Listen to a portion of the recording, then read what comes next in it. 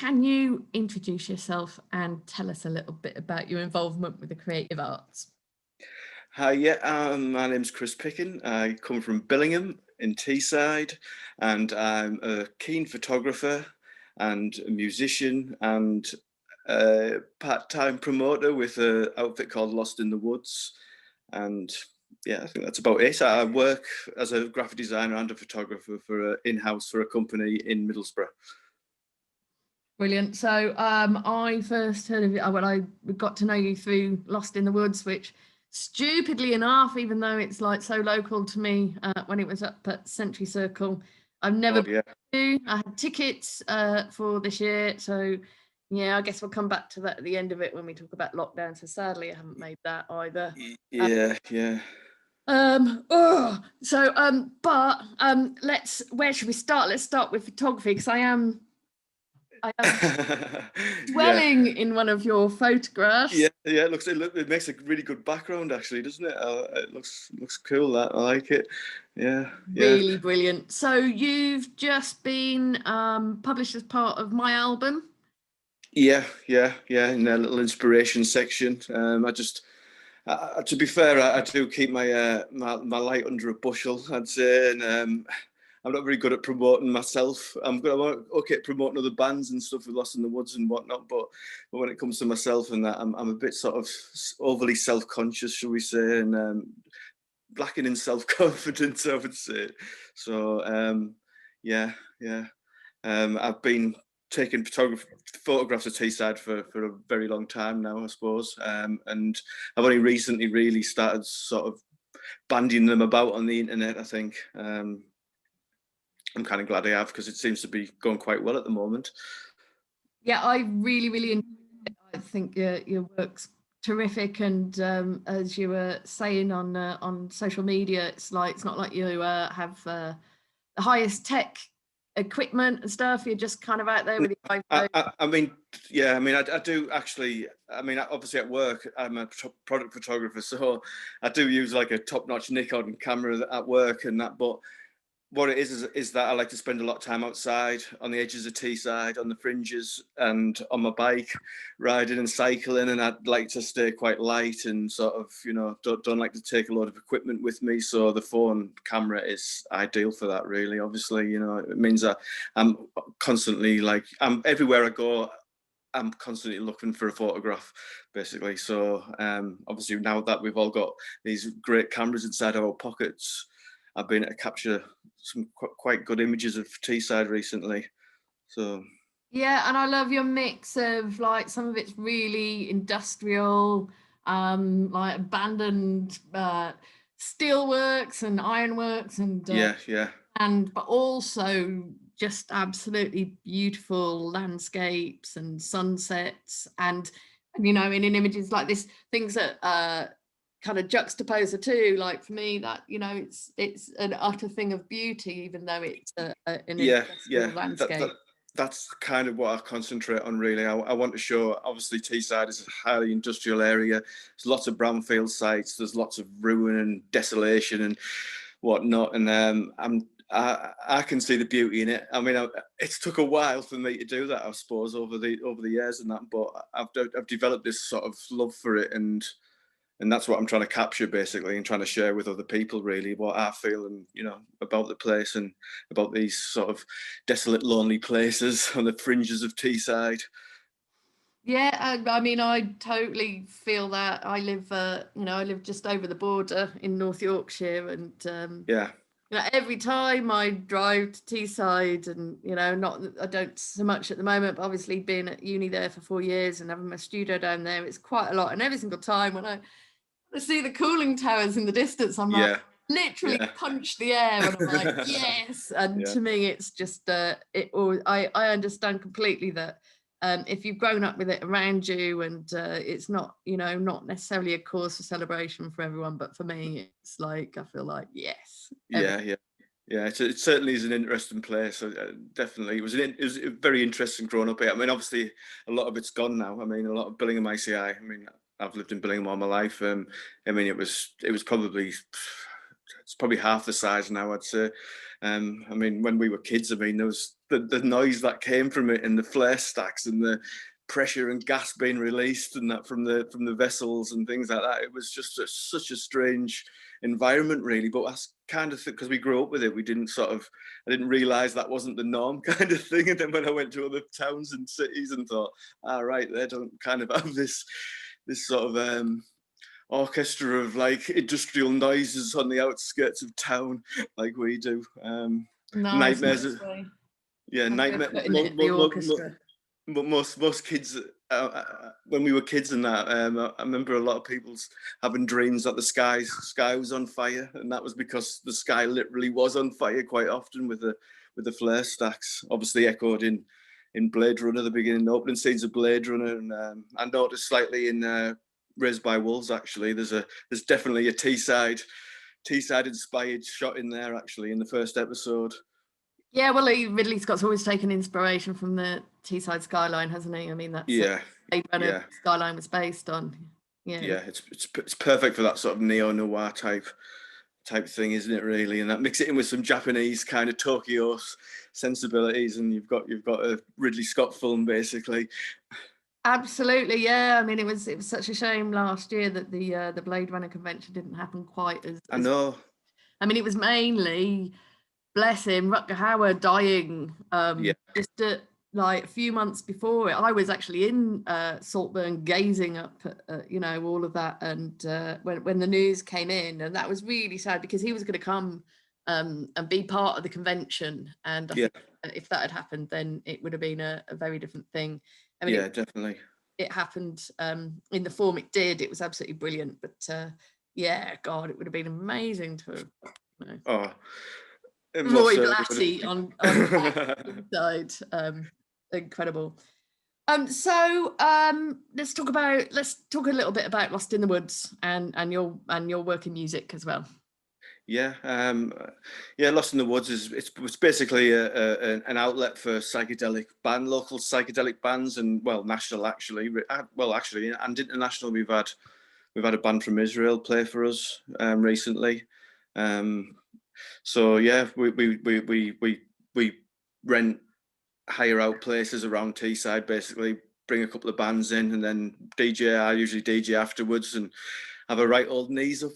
I think we've probably filled a little niche gap in Teesside actually for that kind of sound really. We also do stuff in Newcastle as well with Star and Shadow with Snapped Ankles and Silver Apples, which was obviously a great scoop. Silver Apples, and again Simeon dying this year as well, not so long ago, which was a very sad thing, but so lucky that we got to play with him. And I mean, that was a great gig. That was one of the best I think we've done. It really was.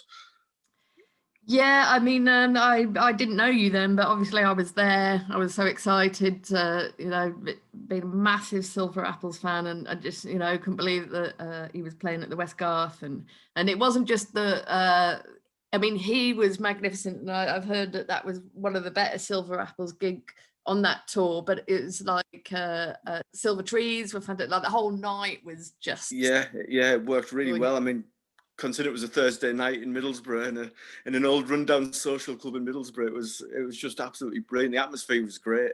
I mean, then they did one the next night in Newcastle, but it was a more sit down sort of affair in the Miners Institute, which is a lovely building, lovely place, and it was a lovely gig. Apparently, I didn't actually go. Bri Barnes went, who's the other half of Lost in the Woods, and he said it was definitely a different atmosphere. He said it was more like a rave basically in Middlesbrough. So yeah, totally. I mean, I'm not sure I could have been there without. I think it was the nearest that I'd come to fainting from shaking my head about at a gig. I was kind of in the teenage. I managed to faint at like the Pastels and Vaseline gigs because my hair would be flying. So it was brilliant to get back to that kind of teenage dream. Oh, it was great. I never thought in a million years. I mean, being in Silver Apples for so long, I never thought in a million years we'd one day do that. I mean, it just goes to show, doesn't it? You can never predict the future accurately. Yeah, absolutely. So this is one of my big questions. So why, like, why do you do it? Why are you involved in all this artistic nonsense? What does it um, give to you? What does it do for you? it's And what's its, you know, what does it give to society in general? yeah. I mean, obviously, it's a very personal thing. I do love exploring, which is why I end up in all of these strange nooks and crannies on the outside of town a lot. And I love just, just putting my headphones on, putting some Mayfix Twin on or something like that, and just floating around these places. And like when I left art college, I had, I'll be quite frank, I had what's called dissociative disorder, and I was I was like a ghost basically, and these places kind of just like enabled me to I don't know, it gave me some solace actually, and I sort of like reveled in the desolation of it all, desolation within myself and externally as well, and it just seemed to all fit in and make sense, and then I realised that other people were obviously interested in the images that I was creating, and so yeah, so here I am now, and here. Brilliant. Yeah, I think at the times when we most need it, that's when art is there. I mean, I suppose that kind of brings us on to the last question that we touched on at the start, like lockdown. So Yeah, um how's that? I mean, obviously Lost in the Woods, yeah, I know you tried to reschedule and then that yeah. scheduled again. Let's hope happens next year. How's it affected your work? Has it affected your practice? Have you, I mean, I guess now isn't so bad, but early on when it was like complete lockdown and we were told to stay in our own homes, that must have been really. Yeah. I mean, to be fair, I mean, I actually I really enjoyed it. I really enjoyed the silence and the peace and quiet. I was off work, so I was working from home. Luckily, I was able to work from home, so could spend more time with my family, and I just spent it walking and doing my 2 exercises a day, which took some time to do. And again, just found myself again on the fringes of town, and I also have an interest in natural history and botany and things like that. So I just spent a lot of time just photographing plants and flowers and on the edge of town, and just appreciating nature, and I forgot about Lost in the Woods, to be fair, for a while, and I knew that I would just have to indefinitely put it on hold. So that's what's happened. Basically, it was out of our hands. What can you do? You just got to make the best of a bad situation, really. And I kind of think I did, really. I suppose it gave me time to reflect, and I think a lot of people have felt that, and I hope it has a lasting effect actually on people when we come out of this, and we don't quite go back to where we were, because it's not the kind of life and environment I enjoy, to be fair. Yeah, I hope we're going to learn many lessons out of this about what's important, about who's important, about who the key workers are, about who the people that Yeah, society depends upon to function, uh, yeah, about the people that we can do without. yeah, definitely, yeah. That the unskilled labour myth was exposed, really, wasn't it? I think we realised that these people were absolutely essential and had a skill that nobody else actually had, and was extremely important to society. So I hope that's remembered. Yeah, Definitely. absolutely. Me too. And I think probably it seems like us artists were more well prepared than a lot of people for what's happened, and Yeah, almost thrived in a way. I mean, obviously, I think live music gigs and that kind of thing has been really difficult, but yeah, so many people have said they've had a chance to step back and just think about life and think about their creative practice in a way that yeah. they don't really have the space to do normally. Yeah, definitely. I definitely get that, and I get that from everyone I've spoke to as well since then, and involved in the scene. So yeah, I hope it's been a good sort of a regrouping, basically, and we can go forward a fresh way.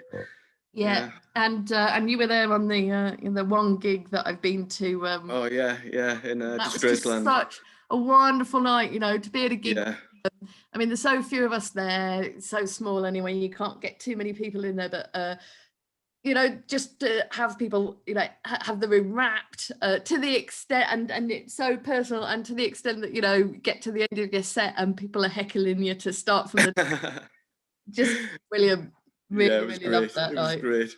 I did a little DJ spot afterwards, and it was, I've got to say, it was quite hard trying to get people to sit down in the end, but they did. They did. So everyone, give everyone the due, and that everyone obeyed the instructions.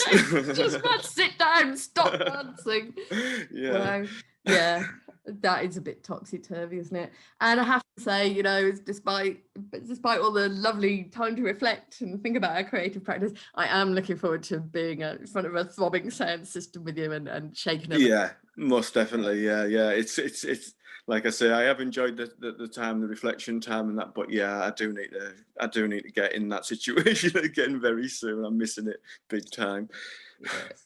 Well, it's been lovely talking to you, Chris, and let's hope it's not too long since we're out there reverberating in the front of the bins. Yeah, definitely. That sounds good to me. Toodle pip.